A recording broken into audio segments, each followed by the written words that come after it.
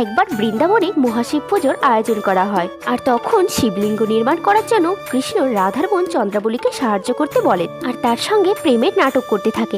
এটা দেখে রাধারানীর হিংসে হয়, সেও আয়নের সঙ্গে মিলে শিব মূর্তি নির্মাণ করতে যায়। তবে কৃষ্ণের কাণ্ড দেখে রাধা মূর্তি বানাতে অসফল হয়। পরে যখন কৃষ্ণ ও চন্দ্রাবলী সম্পূর্ণ মূর্তি নির্মাণ করে পুজো আরম্ভ করে, তখন পুজো বাধা দেবার জন্য আয়ন ষড়যন্ত্র করে রাধাকে কৃষ্ণের সম্বন্ধে খারাপ কথা বলতে থাকে এবং একটি কেতকী ফুল দিয়ে শিবলিঙ্গে রেখে আসতে বলেন।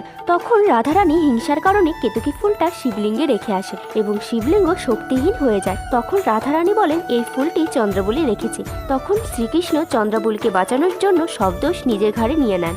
তখন আয়নের পিতা বলেন শিবের শক্তি পুনরায় স্থাপন করার জন্য শ্রীকৃষ্ণকে জলের মধ্যে 100টি ডুব দিয়ে মাটি এনে মহাদেবের মূর্তি নির্মাণ করতে হবে। শ্রীকৃষ্ণ যমুনার জলে গেলে যমুনার ভয়ঙ্কর রূপ দেখা দেয়। তখন শ্রীকৃষ্ণের কষ্ট দেখে রাধারানী নিজের দোষ স্বীকার করে নেন। রাধে।